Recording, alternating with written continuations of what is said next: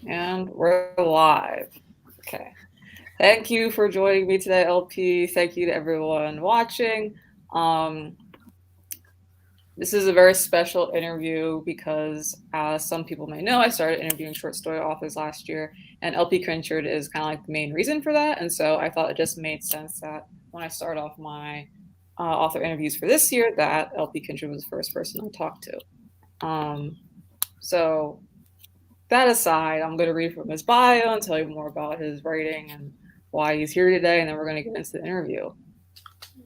So, LP Kindred is a Chicagoan-Angeleno writer and editor of speculative fiction from the axis of Gay and Black Identities. His aesthetic explores belonging in context of culture, community, cuisine, citizenship, and social contract. LP is co-founder of Voodoonauts, a grassroots collective addressing the isolation and underrepresentation of Black writers in SFF through craft education and community building. An alum of Hurston-Wright, VONA, and Clarion, LP's fiction can be found in Fiyah Literary Magazine of Black Speculative Fiction, LeVar Burton Reads podcast, Speculative City, Escape Pod podcast, and the inaugural Queer Blades anthology. Find him at LP Kindred on ThatDamnedBirdApp and InfluencerGram. Is there anything you want to add to your bio? I think that's plenty. Okay. So, what got you started writing, and like, who are some of your writing influences?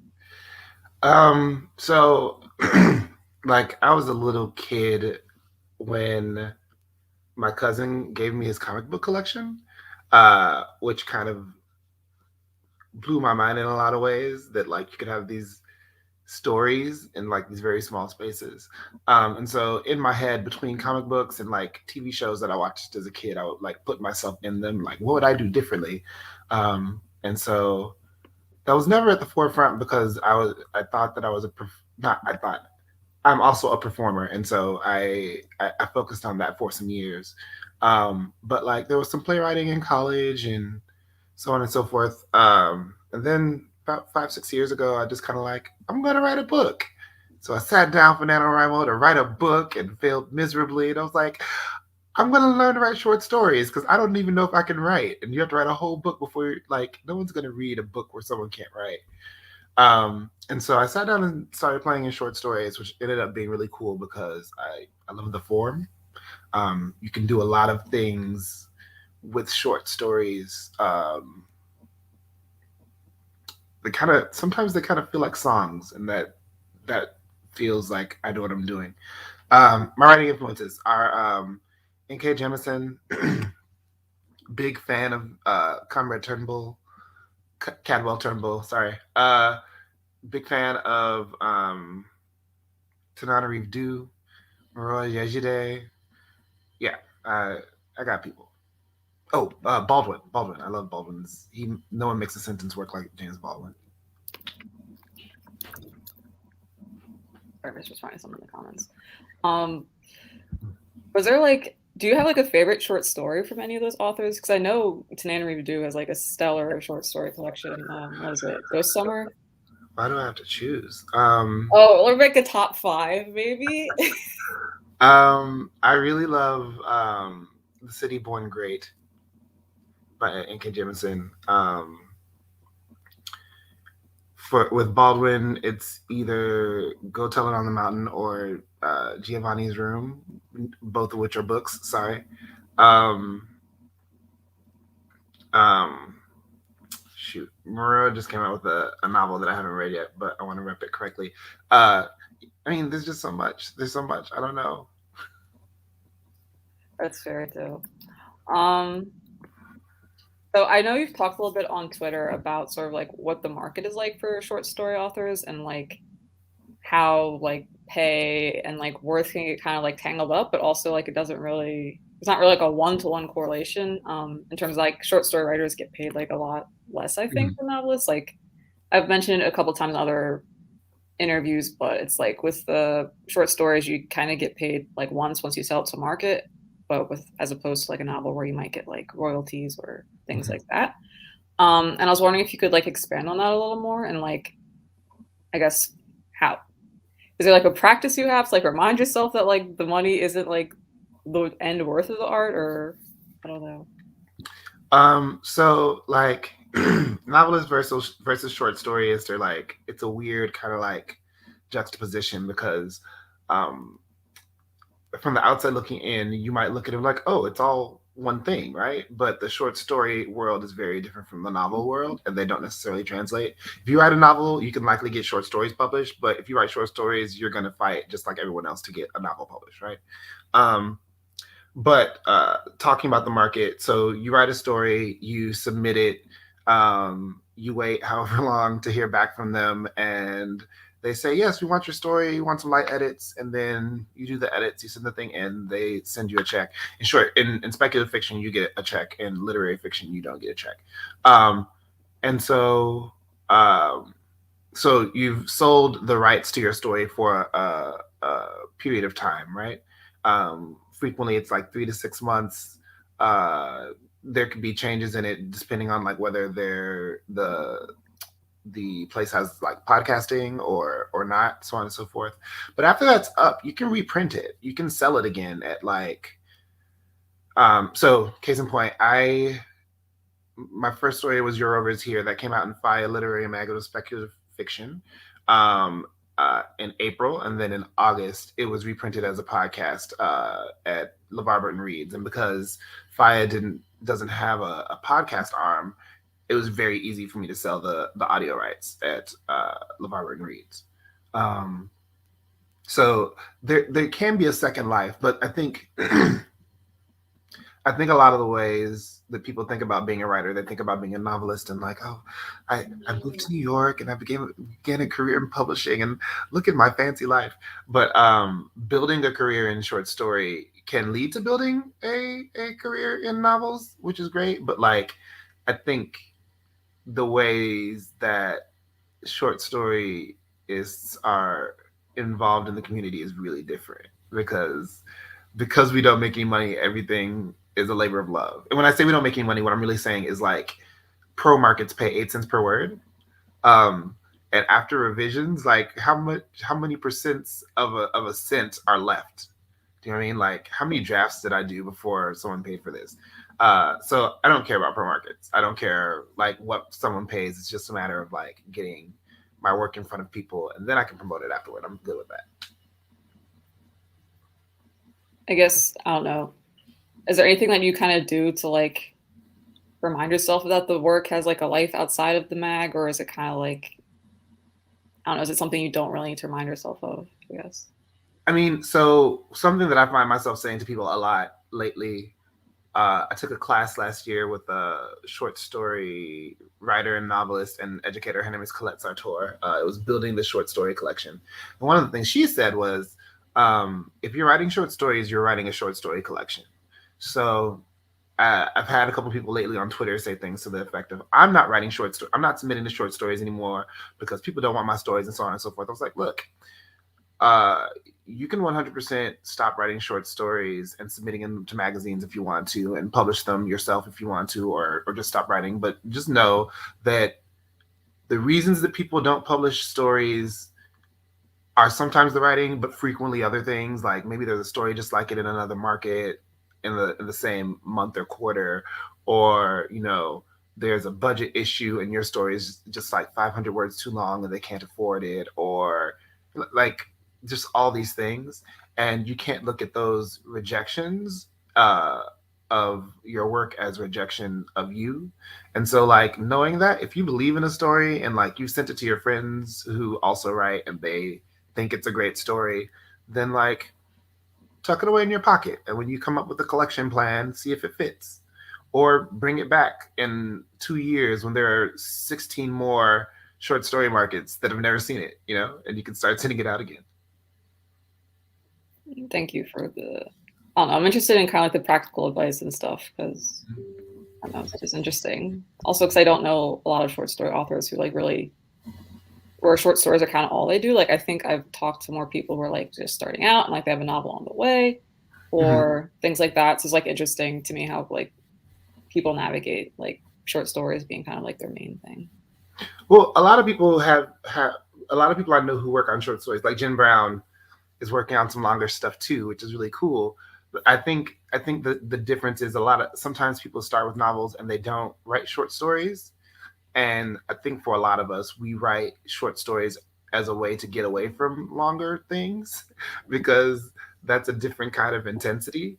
It's a sustained intensity that's different. Like while writing, you know, a 90,000 word novel, like to get away from it as many times as necessary, one could like crank out 6 or 7 short stories to like balance themselves out and also get that feeling of finishing because sometimes when you're in the middle of a long thing, you're just like, I don't know if I can do this. I don't know if I can do this. It's like, stop, wait, I can write a short story real quick. Okay, I finished, give myself, and then like sell the short story. You're like, oh, look, great. People like my writing and I can finish things. Okay, I'm going to go back to the novel. Yeah. So I was also interested in, you mentioned in your bio that you're a co-founder of Voodoonauts. Could you talk a little bit about what Voodoonauts does and your role in it? Yeah. So Voodoonauts came together when Yvette Lisandelovu and Shingai and Jerry Kagunda, who were both at the time MFA candidates on the East Coast, met as two African expatriates in the States. And they're like, we need to do something globally for like Black people in speculative fiction. And um, they put out a call for people who wanted to be the first fellows. And I applied to be a fellow. And then I got a message from Shingai. And she's like, oh, Bibi, thank you so much for applying, but you're teaching. I was like, oh, okay. Um, and coming into it, like it was they planned everything and like it was a beast because it's a lot of moving parts. But Hugh and I, he was the other Coco founder. Yvette and Shingai, the co-founders. Hugh and LP, co-founders. um Hugh and I were like, yeah, I mean, like there's no reason for the two of you to do this whole thing by yourselves, like, and us just come in and teach for 2 hours a piece. Like, we got you. And so out of that sense of solidarity and like believing in a mission, a thing was born. The centerpiece of what we do is the summer workshop, which is last year it was 3 days. I believe it was like 20 hours of content. We had interviews from Jerry at Onyx Pages. We interviewed Jamar J. Perry and Nia Davenport, who both have debuts this year, as well as C.L. Clark, who had her debut last year, Tim Fielder, who wrote Infinitum, um, Kayla Leitner, who is an agent at Aisha Pende Literary, and then in addition to that, Shingai, Yvette, Hugh, and I all do a 2-hour workshop. So there's a lot of like learning, there's a lot of fellowshipping, there's a lot of people who are coming into the space and saying your stories are important, and because they're important we'll teach you things, or because they're important we need more of it. Yeah, so that's kind of what we do. So you like teaching? I do like teaching. I love watching that light go on above someone's head when like an idea sticks or clicks rather, and like the thing that I'm looking forward to the most is when someone tells me like, hey, this thing I worked on in the writing sprints that you were doing or in the classes that you taught, it found a home in this magazine, or I worked on 50% of my novel doing this other thing with you. And I was like, that's great, love that.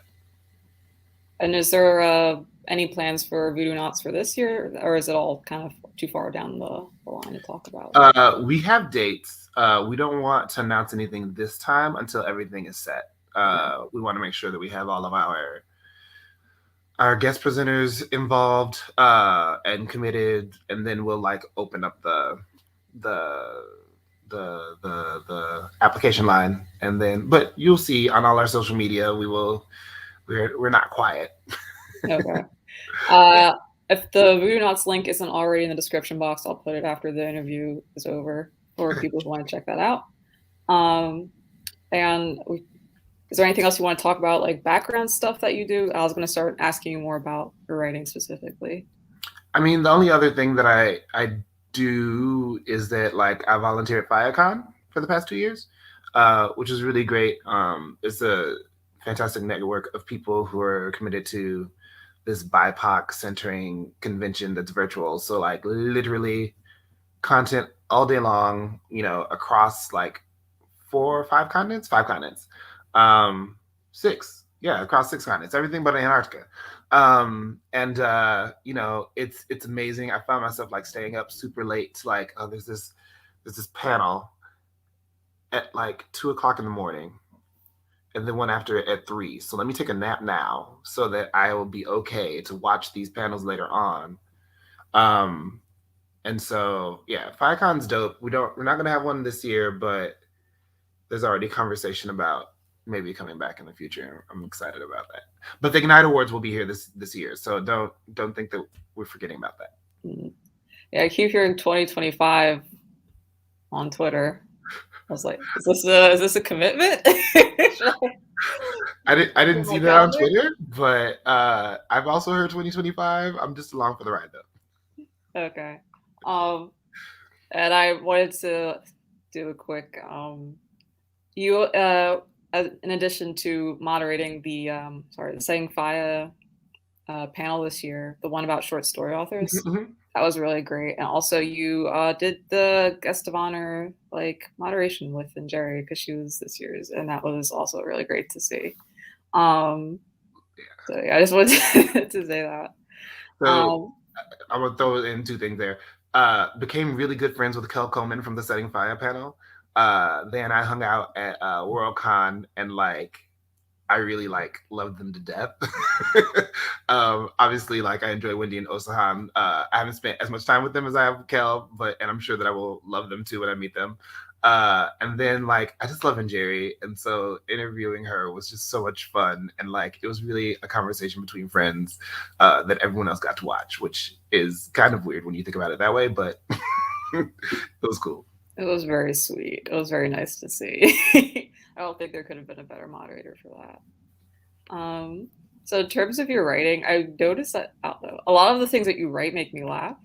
And I was wondering if there's like a process that you go to when you're like coming up with like the jokes that you put in to like make sure they land, or I guess how do you approach humor in your writing? Coming from like I'm from Chicago, having a Black American context, there's always a me and my friends talk a lot about the idea that sometimes you have to laugh to keep from crying, and so out of that comes like some of the weirdest humor that my grandmother was a fake comedian, right? She wasn't doing it on purpose, but she would say things and it would come out of her mouth. And you'd be like, "Old lady, shh, be chill." And so sometimes when I'm writing, I'll see something, I'll get bored, and when I get bored, I just kind of channel my grandmother and say like, "All right, something has to happen here that like turns the conversation a little." I think humor is just so important, especially when you're dealing with serious topics. When you aren't sure what a narrative is doing, if you can make the people reading the narrative smile, they'll hang with you for a little while longer, because that touches something different. How do I make sure the jokes land? I'm not sure. I think I'm funny. And I don't know. I don't know if anyone else agrees. But I think I'm funny, and so it kind of translates. But I haven't put any like effort, or I should think about that. I should think about that more. I was just curious if you had like a person that you like run the jokes by or anything like that. But Oh no. I'm no. using this one.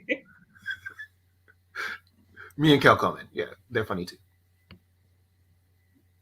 So I'm trying to think. Let's see. There's like a couple ones. There's Open 27 Hours. Yam Wine and Nectar, I think, had a moment in there. Arm and Indigo definitely did. Arm and Indigo, I think made me laugh because like one of the classes of the people who shows up, like their entire like name is a joke. I was wondering, do you the villain who shows up? I don't really want to name them. Yeah. Okay. Okay, I'm with you. Okay, no, I understand. And I was wondering, how do you like? What's your approach to like humor when it's like a dramatic situation or when it's like a villain? Or like what was it like just writing this character? I mean, So with that, we'll, for the sake of this conversation, let's call him the Ginger. Um, uh, with that character, I just in early drafts he wasn't as funny, like it wasn't as ridiculous. But then I just kind of decided, I decided that the interaction between Arm and Indigo was so sexy that like it was okay if I went harder and more ridiculous with like the antagonist, and so I did. Because I wanted to see how. Okay, so my stories, I don't write the act structure or hero's journey because my experience with life and stories that as I like to tell them is that sometimes, like in Your Over is Here, the character is just trying to get a thing done, and then like racism shows up and it changes everything. It changes the whole tenor of a person's life or like the rest of the story. So like I don't want to be beholden to the hero's journey in that way, because I think the way that I write is also that. So with Arm and Indigo, it was like, okay, cool. This guy wants to do this, and this opposition shows up, but like it's not the classic opposition. Like, oh, another guy shows up and flirts with the guy that he likes. It's like, yeah, I mean that could be whatever. I wanted to do something slightly questy. I wanted to do something fun and sexy, and I didn't. And so that's how the Ginger was born. He had to be like the anti that, but also that. I'm just realizing there are no straight people in that story. Huh, okay, that's fine. I'll move back. Noted. You also have written like a lot of fantasy foods, like specifically Open 27 Hours and Yam Wine and Nectar, like really detailed descriptions. And I Mhm. was wondering, like what draws you to writing about food, and how do you come up with like ideas for foods that like don't really exist yet?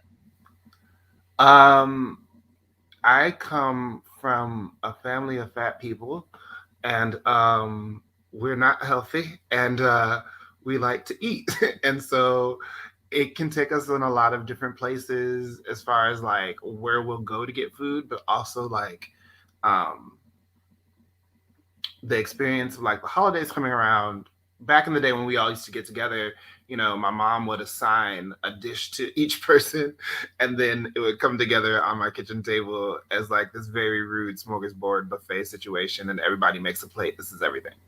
Um, and so when making sorry, I also have worked for the past 20 years as a person in food service. And so while I don't cook in a restaurant, I, I, I look at food and I taste food, and like I get excited about food and going to new places, and all those things really appeal to me. And so um, I think the best compliment I ever got about Open 27 Hours in Yam Wine and Nectar is that like I was hungry, and I'm like, that's good, or my mouth watered. I was like, that's perfect. I love that, because food and like our olfactory senses and our taste sense of taste, those are connected, and I don't think I see them used enough in writing. Um, and so I think it's a really powerful thing to pull those senses in a way that's not just like it tasted like cinnamon. Like I want to kind of give an experience, and if you can give an experience, then people will remember it, or at least that's the goal. So, but we're talking about it, so apparently success. Yeah. Yeah, it was interesting because I had like just read your book, your stories about food, and then I had like I'm starting to read 100,000 Kingdoms for read along I'm hosting, and like we had just gotten to a part where like there's this like detailed food scene. I was just like Mhm. comparing them in my head, I guess, like how you both write about food. Yeah. Any And chance that you've read? Alchemista. Sorry, Sorry, go ahead. I'm blanking on the second book in the Escaping Exodus series by Nikki Drayton. Not yet. Okay. It's in my, yeah. It's coming. Okay, there's a very interesting food scene in there too, and like I think that one made me think a little bit more of yours because it had more like the shock factor and stuff with the food. Mhm. Because yam wine and nectar especially when they got out like they're eating like what was it impundulu, and it like Yeah. it's like shooting lightning places, and there's like Minotaur oxtail. I was like, but are the Minotaurs sentient in this world? Like, are they? I mean, that's a whole conversation about like who are people and who aren't people, which is like totally yes, they are by any real standards, but like it's also a conversation about like who they think are people, which is a deep cut of that story. So yeah, yes, they are. Okay. Oh, okay. But they don't think Ome is a person, right? And so Yeah. it's a willing suspension of like morals or whatever. So Yam Wine and Nectar is a story about this festival that's happening in this fantasy city, Mm-hmm. and the person who's narrating the story is like imprisoned, and we kind of slowly learn why they're imprisoned and what this festival's about for people that haven't read it yet. And is this story a reference to The Ones Who Walk Away for Ursula K. Le Guin? I thought there was a line in there. 100%. Okay, because I haven't read the source material, so I was like, Okay. I read an N.K. Jemisin spinoff of this story, Yeah. and I read maybe an LP Kindred spinoff of this story, so maybe I can possibly spot a reference. Well, there are. If you haven't read The Ones Who Walk Away from Omelas, I'm going to talk about it, and it's your fault because the story's been around for 40 years. But it's also readily accessible on the internet. You can just type it in, and you will find a PDF of the story. And so, in my opinion, The Ones Who Walk Away from Omelas is a social inquiry, like kind of like the story that I wrote. Like, there's a festival going on, people are super happy. It's done in the third person. There's not like a narrator character, like a protagonist per se. And like everyone in the city's happy, and it's this like science fictional utopia, and like blah blah blah blah blah. And then you get to the end, and someone walks down a flight of stairs, and there's a child that is fetid and like disgusting and chained to a wall. And the story is that if anyone ever shows this child a lick of kindness, the utopia will fall. All the prosperity will go away. And some people leave that cellar and like go back to their lives and everything is fine. But then some people leave that cellar and they're changed by it. And so they are the people who walk away from Omelas. I read N.K. Jemison's The Ones Who Stay and Fight, and I thought that was interesting. But what it didn't do was answer my question, which was, what is it about this child that makes a city great? And so that's where I started writing the story from. Just this idea that like, what if everyone's complicit in, and this is kind of a reference more to the original story, if everyone's complicit, you know, what is the story about? Like who is the story about? And so from her social inquiry, I kind of wanted to turn it more into a character study. And there's obviously like social inquiry involved. There's gentrification. There's like colonialism. You know, there's there's cognitive dissonance. Like I got what I want, so I'm going to ignore the things that are bad. Part of it, right? So yeah, from that, I just decided to go a different route with it and obviously make it Black and obviously make it gay. Because I'm good at that, allegedly.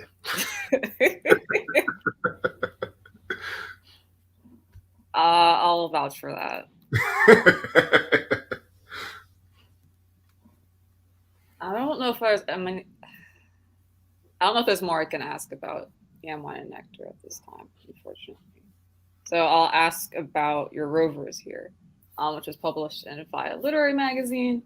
It's about someone who drives for like a rideshare type service, and they pick up this like white nationalist who has magic abilities, and things go from there. Mm-hmm. And that was, you mentioned earlier that LeVar Burton Reads read it on his podcast, was on the podcast, sorry. Mm-hmm. Words are getting jumbled today. And I was wondering, like, how how did that happen? Did you have to submit it? Like, what was your reaction when you heard the news? Like, what was that like? So LeVar Burton Reads has a research assistant, and she reads in a year like 1,000 or so stories to try to find ones to go on the podcast. Um, she's also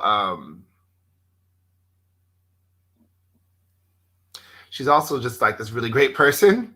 Her name is LD Lewis, and she literally does everything. Go to LD Lewis's Patreon, pay her if you're in science fiction and fantasy. She's already helped you, so you owe her anyway. Just give her the money. So LD is one of the co-founders of Fiyah, and she's the director of FiyaHCon. And she's also the research assistant at LeVar Burton Reads. She's also a grant administrator at the Speculative Literature Foundation, and she runs the Nebula Awards for the Nebulas, as well as the Lammy Awards for Lambda Literary. Like, she does everything. Oh, sorry. Now she's the new publisher of Fireside. And so one of her thousands of jobs is that she reads for LeVar Burton Reads, and she shot the story up to LeVar, and LeVar liked it. He wanted some light edits. His team got involved. We did the contract thing, and there was a payment thing, and then waited a little bit of time. I was getting off from work on a Sunday night, and like I'd had a bad night, and I go and check my email, and it's from a woman at the parent company, and they're like, "Oh, I've been like getting everything prepped for like the releases as they come out, but it just dawned on me, I haven't told you that your story's gonna come out tomorrow." And it was like the happiest thing to ever happen, because like I'm getting out of work and it's after midnight. So it's after midnight means that the story's live, and so I got to like just sit and listen to LeVar Burton read my words, and that's LeVar Burton occupies this interesting space because when I was a kid, my grandmother ran an after-school program, and so after school, I go to her program, and then we walk home, and then we park on in front of the TV, and we watch 2 hours of like The Next Generation. And before that, I was already like a big fan of PBS, and so watching The Reading Rainbow was a big thing. And then when I went to middle school, every year during Black History Month, they didn't have a lot of range. So what they would do is they would show us Roots, and we'd start Roots from the beginning every time, which means I watched LeVar Burton as Kunta Kinte a lot. And so he represents this aspect of like Black historicality, Black futurity, and Black presence that like is really, I don't know if it's unique to me or anyone else, but like it meant so much that he chose the story and that he read it joyously, and like, yeah, it was super powerful for me. I liked it. I can only imagine. Also, I'd heard about some of the other LD Lewis jobs. I didn't realize that she's also at LeVar Burton Reads. I feel like she's just, I guess she's everywhere. You listed off all these positions. I was like, I didn't know. She is. I want to do a campaign on her Patreon so that we can like get her enough Patreon followers that she doesn't have to work so much, because she's also this brilliant writer, but she sees wrong in the world and she needs to work at it. Like she can't like let it be. It was like, but I think she might be in a place now where like if we patronize her enough, she might be able to like just work on fiction a little bit, and I think that'd be good for her. I think that'd be good for the world. I think we all would benefit from more of her fiction. Yeah. I haven't read all of it, but the stuff I've read has been fantastic. Yeah, she's a beast. I'll include her Patreon in the description box after the interview for people want to give that a look-see, because she does have some great fiction on there that I don't know if it's been published like in markets outside yet. Also, I meant to circle back to this when you said everyone has to make a single dish for the family event. Mm-hmm. What was your single dish? I was a baby. I didn't have a single dish. So what that means is that I worked with my mother on the things that she was making, right? So my mom's macaroni and cheese was fire. My mom's greens were fire. I was the elected taster for the sweet potato pie. And I don't know if y'all do this, but like where I'm from, we never made like a sweet potato pie. It was like about 25. And so when people would come over, you know, they'd have a slice with dinner or whatever, blah, blah, blah. But rather than leaving, you know, they make a plate, you know, styrofoam and aluminum foil, but then they'd also take a whole damn pie with them, because Otherwise, they were just gonna sit in my refrigerator, and I was gonna eat them. Um, but yeah, Ma's big dishes were the greens, the uh, the mac and cheese. Her cornbread was fire. Sweet potato pie was fire. Um, she was good at making German chocolate cake, but she never wanted to make German chocolate cake. Um, and then we'd outsource that to someone else, and then they would add things like beer or rum extract. You there, Chloe? Yes. Sorry, there was a small emergency. Someone was trying to get a hold of me. Oh, you're good. Okay. And so, sorry, that just kind of popped in my head, and so I wanted to revisit before I forgot. But in terms of your rover is here, the ending, I kind of have a question about it. I'm trying to figure out how to ask it without giving away what happens at the end. I was interested in how the main characters, I guess, like beliefs kind of shifted throughout the story. Mm-hmm. I think in the beginning he's kind of trying to blend in and like mostly like blend in and kind of go about his life. I should give a quick explanation, I guess. He has some sort of a magical ability that I won't get into too much, but he's trying to keep it under wraps. And sort of by the end, I think he's really like revisiting, I guess, who he thinks is an authority, who he can trust, and like what if he wants to keep, I guess, just trying to blend in. Mm-hmm. And I was wondering if there was something that like pulled you to like write that type of story, or I guess what it was just like to write this type of character. Yeah, I mean, so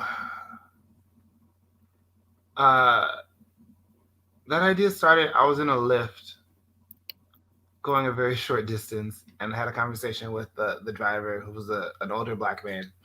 And he was talking about, we were talking about like, yeah, you just have to make sure you pick up the right person. And, you know, you never know. People are wild in these streets, people get harmed and so on and so forth. It's like, yeah, one time I picked up this guy and like, I didn't like something about him. I was just uneasy the entire time and just like eyes on the road, but also in the rear view, like making sure that like whatever, like he had his headphones in and like kind of mumbling to himself and like, but I was uneasy the entire time. And we got to where he was going and he just got out of the car and like nothing happened. But like sometimes it feels like something could happen.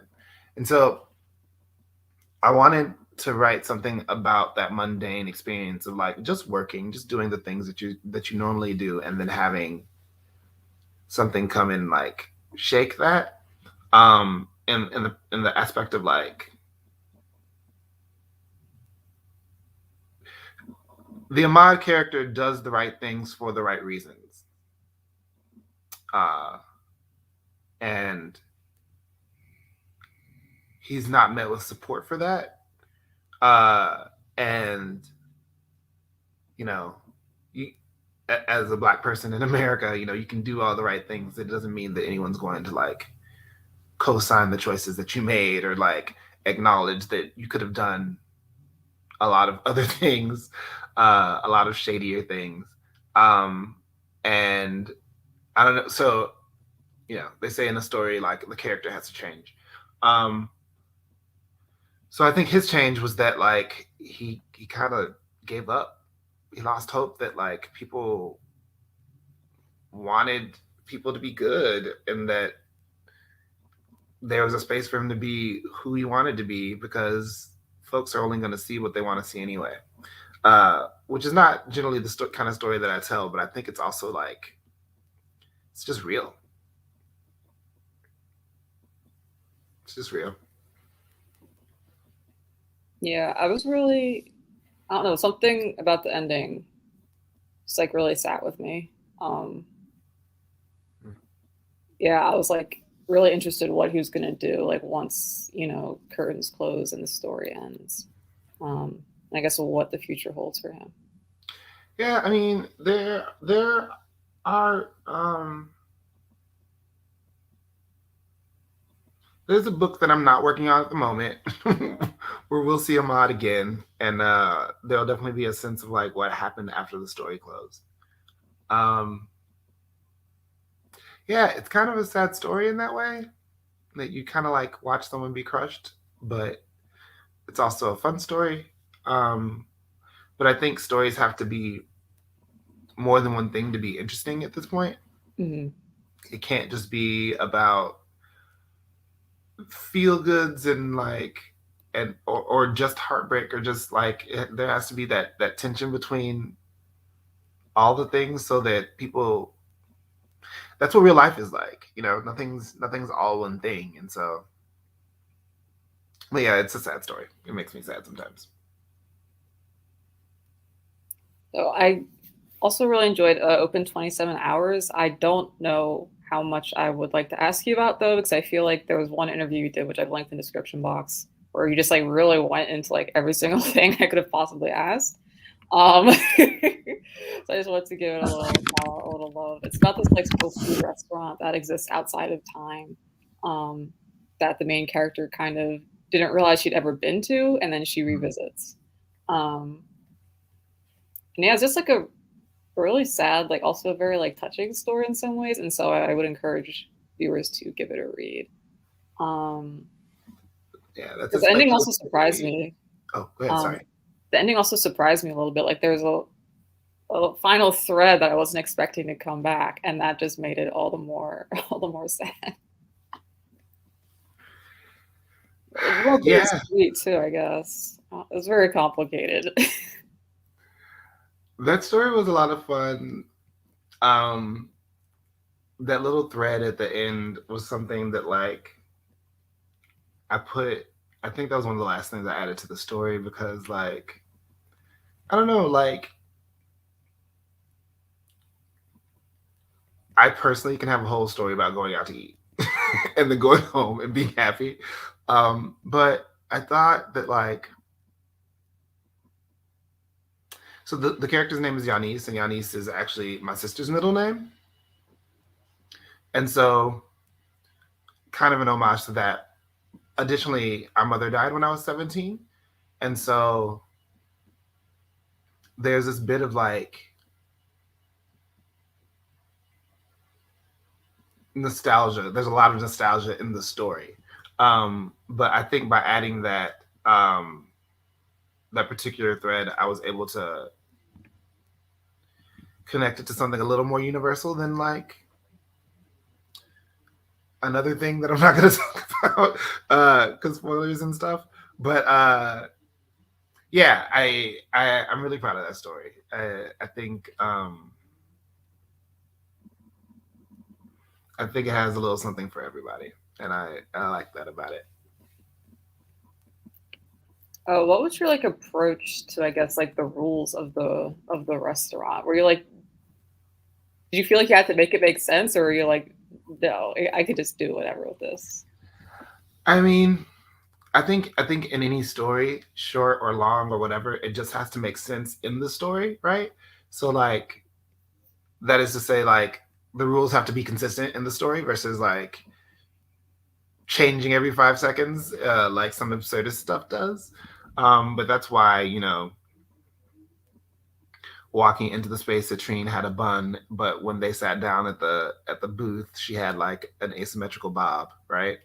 But when she walked back out of the restaurant, she had that severe bun again, right?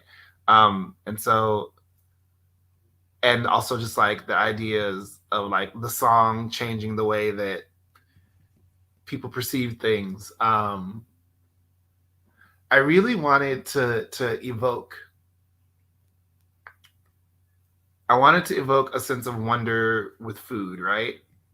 But then I also wanted to evoke a sense of wonder in space, in the space, like with the people, um, because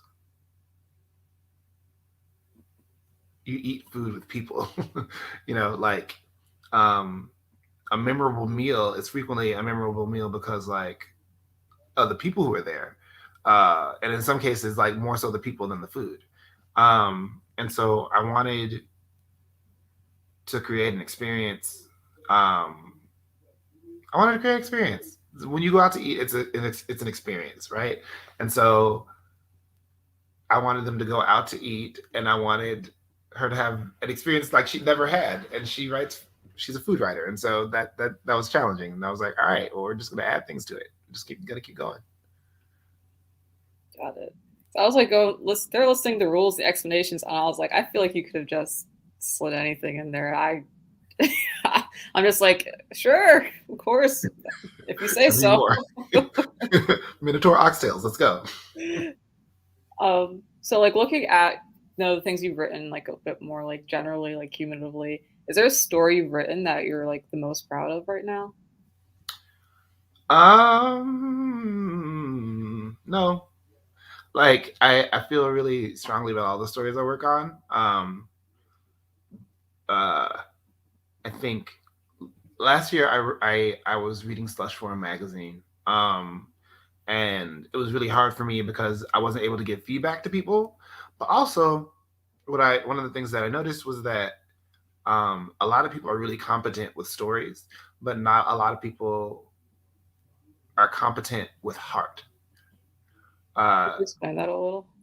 Like, Yeah, why? like thinking about like stories in a, you can read a book about the hero's journey or like Fritex pyramid or blah blah blah blah, and you can read books on writing short stories and getting all of those elements into a story, right? And all of those things will exist there, and like, oh cool. And in some ways it reading Slush was hard because a lot of it sometimes felt like paint by numbers. um just need to plug this element here and plug this element there. And not to say that there's not a craft to that, like that's not a skill that like a lot of people excel in, right? Like the movie industry is a lot of that. And people excel at making great movies out of the same formulae, right? Um, and I think that's good. The thing that separates those stories that are formulaic, and I don't say formulaic to like be like a put down to people who use a formula, but formulaic as in coming from a formula. Some of them are really great, and some of them aren't. You know, and I find that the stories that are great, whether they're formulaic or like free floating as far as what the structure looks like, I find that the great stories are the stories that have heart, that like are engage emotional intelligence, and like you can track the way that the person's feeling, and so because they're feeling it at this point you can feel it as well, and it takes you on a journey that way. It pulls you in that way, in a way that's different from like classic sci-fi, because classic sci-fi was like kind of like all exposition and like info dumps, and this is what the science is doing and so on and so forth. I was like, but are there people on this ship, or is the ship just talking about itself, right? um and so heart for me is a huge part of like what makes narrative interesting. And there are other things, right? It can be challenging, or it can just be just like a feel good thing, right? But like if you have heart in a story, then like it might not get chosen, but even if it's not chosen by like a magazine or whatever, um it can still be a really good story. It can still be a really moving story that doesn't work for the magazine. And I love that. I love that there are like pieces that like I've sent out to the world and the world sent back. And I'm like, I'm just gonna hold on to this and I'm gonna put it somewhere else, and let me win a Hugo for this later on. Yeah.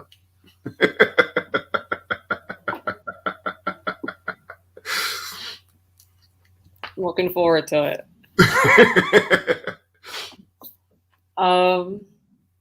Yeah, no, it is interesting. I guess with stories, like I don't know, I guess like in the booktube sphere, there's a lot of talk about using like the number rating system. Mm-hmm. Like, oh, like how should you rate a book? Like, can you Mm-hmm. just give it based on the feels, or should it be on something more structured? And like, for me, the books that I read that stick with me, even if they like confuse me and I don't really know what they're about, like I need to have like a general sense.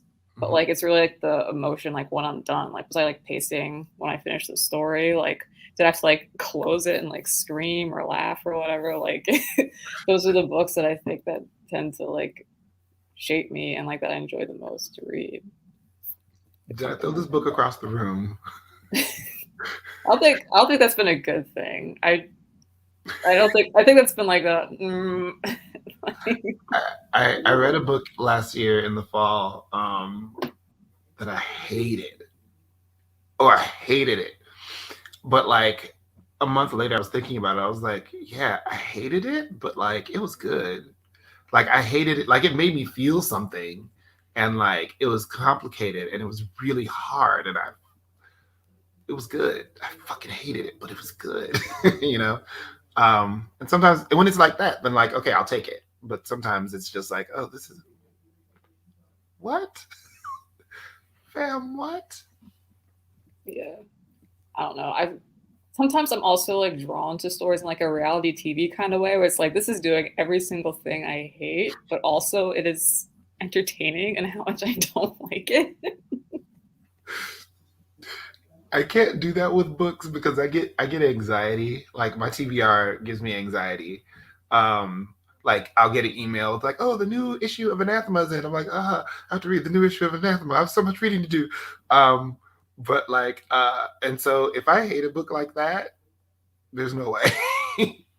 there's no way. I was like, I have to put this down because there are better books to read. My friends have books. I bet my friend's book is better than this. Yep, I'm right. Okay, Probably. I mean, there's too many books in the world to waste your time on a book you don't like. that's how I feel. Also, in terms of like writing and more on like the editing side, do you have a story about like an edit that was particularly difficult to make? Oh yeah. I'm not sure when anyone's going to see this story, but yeah. Um, I don't know how much I can talk about this. Um, so someone asked me to send them a story for their magazine. I sent it, knowing that it was not ready, but also knowing that I did not know how to fix it. And I sent it in November of 2019, and then got notes back and asked for a revise and resubmit, which is super exciting because revise and resubmits don't happen a lot. Oh, sorry. Okay, so usually when you send out a story, a couple things can happen. Usually it's you get okay if you get an acceptance, like oh yeah, I got an acceptance. They might want some light edits, but cool, blah blah blah, accepted, cool. And then there are three kinds of rejections you can get. The first one is the form rejection, which says nothing specific about the story, and so you know that it's like this didn't make it far enough up.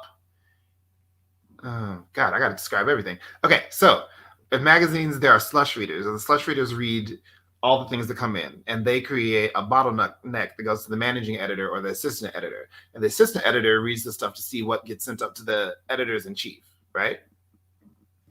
And so the editors in chief make the final decisions about what should be purchased for the manuscript. Blah.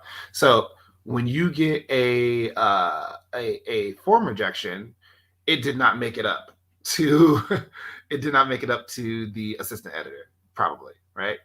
Or the managing editor, depending on which magazine it is. Then you get a personal rejection, and the personal rejection happens either at the middle editor or the editors in chief. And in that one, they're going to say, we didn't want this. We hope that you send stuff in the future. What we liked about it was this. What confused us was this. So the third kind of rejection is called a revise and resubmit,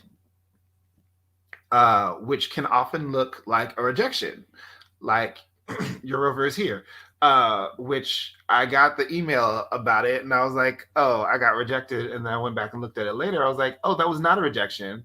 They're like, we like this about it, but we were confused about this, this, and this. If you are open to revising and resubmitting this, we'd love to work with you on it. So those are the most rare of all of them, because usually when a magazine says no, they're just saying no. So anyway, long story short, I have this story that was supposed to be a short story, but it's turned into like a novelette. So it's like past the 8,000 word mark at this point. And it has subplots, and it is very involved. And it took a year away from it to finally, a year away from it. And I have a fantastic critique partner. Her name is Amy Nagopaline. And I read a portion of it at a reading in the middle of last year, And she's been like, I don't want to rush you, but whenever you get a chance, I'd love to read that one story that you read that one time. And I'm like, okay, all right, okay. So I finally sent it to her in like November, and she was like, fuck you. She's like, it's it's like I see why it's a hard story to write, and so she gave me like a page of like notes that I'm finally working through, and fingers crossed, hopefully before the end of March I will send it off to the magazine, and once it's off to the magazine, then like I will announce on Twitter that it's the story that I was talking about here. But I feel like I shouldn't talk too much about it before I sell the story. Okay. That was a long way around. um edits can be really hard because for me, when I'm writing things, generally, I'm just trying to make sure they work on a level in the story, and then I am a person who doesn't write everything down, and so then I have to send it to someone. Hey, does this make sense? And they're like, no, not at all, because I don't know what's happening here or here or here. Okay, great. So it's in my head, but it's not on the page. Okay, cool. I have to figure that out. But then sometimes, like this story, that's like I've been working on for 2.5 years at this point. Um, when I started writing it, I just wasn't a strong enough writer to do it justice, and uh, and now I think I am. I mean, knock on wood. Let's hope that I am. But now I think I am, and but like sometimes you just need some time away from a thing to level up to a place where you can work on it. Which sounds weird, but I've better ideas than I have execution some days, and working on becoming a better executor. That's fair. And, this is kind of like maybe like a general question. So you said that you had to edit your rovers here for LeVar Burton Reads. Mm-hmm. At that point, it had already been published in Fiyah Literary, right? Mm-hmm. So in theory, if you're a short story author sending out like reprints, would there be like different versions of the story floating around if they asked for edits? There could be. I mean, for me, it's a question of like what edit makes what's so it was a time edit. Like it was like I'd overestimated. I don't drive a car, but I live in Los Angeles. And so I said driving toward the airport would take longer than it should have. And so something like that makes sense. Yeah. So I made the change really easily, and I was like, I'll keep that because logic wise, it makes more sense than what got published in Fiyah. But you know, but it was one of those things that like you have to know by living in Los Angeles, right? And LeVar lives in Los Angeles, and so he was like, "This." I was like, "Touche, sir. You live in Los Angeles and you drive. Congratulations there." Hey, and Jerry. Um, and so yeah, that's there. I'm working on a short story collection. And there are things about like Open 27 Hours that I'm thinking about changing, not thinking about changing, that I'm going to change, just add to. And there are things about, I've already made a change to your overs here. Yeah, I mean, nothing is done until you decide it's done. And then like in the context of a short story collection, you can put things together. I can put a group of stories together and like have them in conversation with each other, and I can strengthen themes in a particular story so that it mirrors or pulls together better. One of the really great collections that I read last year, which is not speculative, is called The Secret Lives of Church Ladies by Adisha Philia. And I think there are like 8 or 9 stories in that collection, and like, which in speculative fiction, that's a short collection. It's a very short collection. But the stories are in conversation with each other in such a way that like they in the things in the things they don't say, they say a lot. And it's really interesting when you can see that happen. And that comes from editing the stories to make sense together and to take things out here so that it'll make more sense there. And like they're reflections. I'm not saying this well. Go ahead. Okay, so basically, yeah, they could change. There could be different versions for a collection. You ask me yes or no questions, and I'm like, and here's the essay. That's fine. I've been, I don't know, I think circularly too, so I get it. So I was gonna ask if you had any upcoming projects we should keep an eye out for, but I think the takeaway was that there's a contract up and we can't Can't ask about that at this time. I mean, there isn't a contract. I just don't want to like jinx myself in that regard. This Okay. year, I told myself that I'm going to work on some novellas and I'm going to work on a lot of short fiction. I'm working on a short fiction story collection, so I'd like to have a draft of that manuscript done by the end of the year. And a draft of the manuscript really means like I just want to have all the stories collected, and then like at the beginning of next year, I'll like whittle. The process of that also means that I'll be like writing and editing things and submitting things as well at the same time. So hopefully we'll be seeing some more short fiction from me shortly. Goals. Got it. So the link tree is in the description box, so you can follow him on Twitter or Insta to hear about updates. And those were all my questions for today. Is there anything you want to touch on before we say goodbye to everybody?